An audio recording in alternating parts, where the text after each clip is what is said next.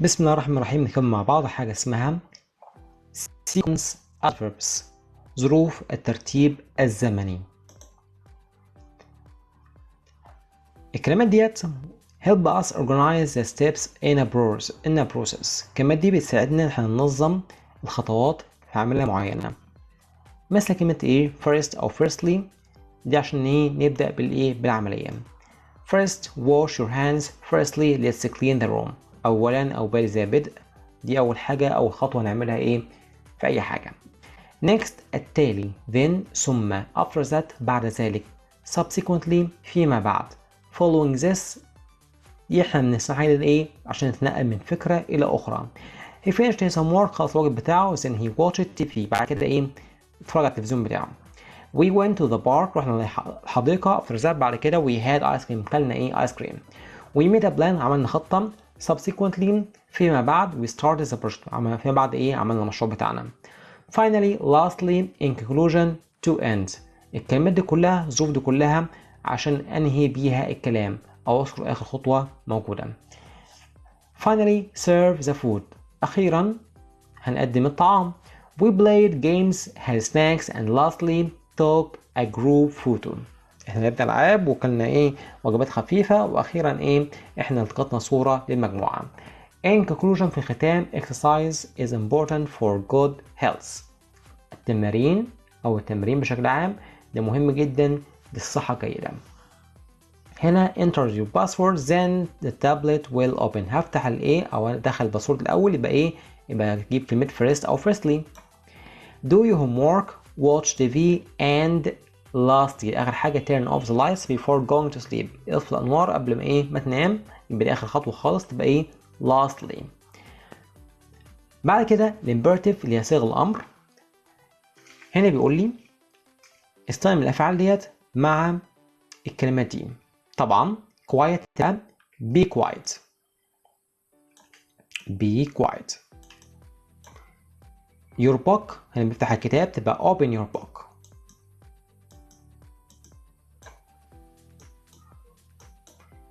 your hand هنا برفعها تبقى raise your hands، raise your hands. بعد كده write آخر كلمة خالص معايا write on your notebook، اكتب في ايه كراستك مفكرتك. فمخلي الأمثلة دي كلها بنستنتج دي كلها تعليمات مثبتة. في الإثبات بجيب مصدر الفعل أو كلمة always زائد مصدر الفعل. wash your hands before lunch، اغسل يديك قبل الايه قبل الغداء. always go to bed early، دايما اذهب للنوم مبكرا أو نام بدري. في حالة النفي نيجاتيف بجيب كلمة don't أو كلمة never قبل مصدر الفعل.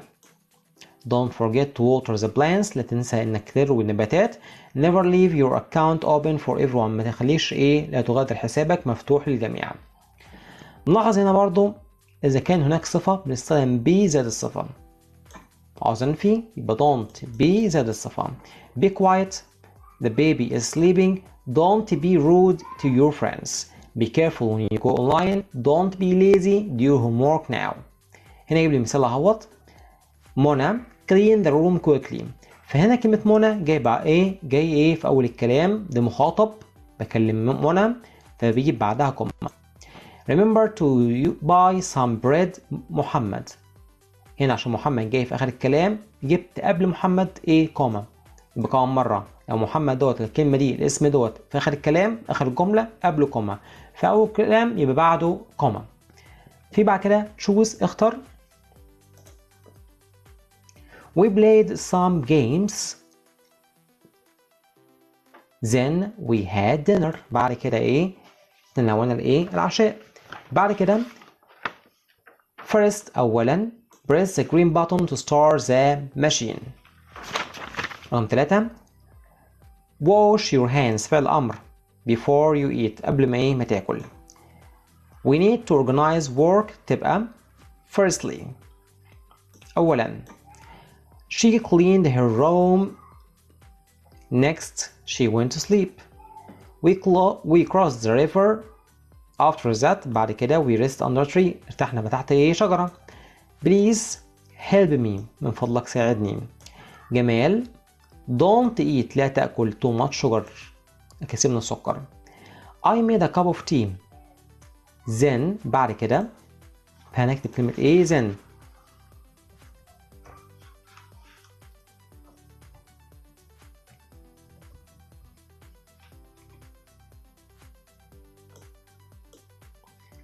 Don't forget to lock the door before you leave. لا تنسى انك تقفل الباب قبل ما تغادر. هي don't forget مفيش اي غلط. هي get your bag ready. that حاجة that تبقى after that. not arrive to school at school late again يبقى don't arrive.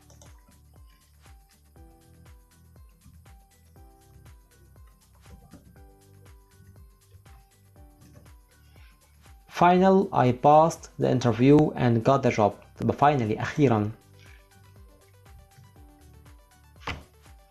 never بيجي بعدها مصدر فعل be never be زائد الصفة. أحمد يا أحمد sit down فعل أمر. sit down your classmates can't see the board زمايلك مش شايفين السبورة اقعد مكانك. please منفية تبقى don't spend.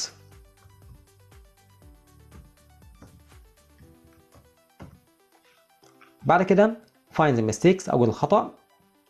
don't forget طبعا forget دي غلط المفروض تبقى ايه forget بس فنجيب مصدر الفعل. next we dig the tile then we plant the flowers. هنكتب هنا بس then وهنشيل next نحط مكانها ايه first اولا.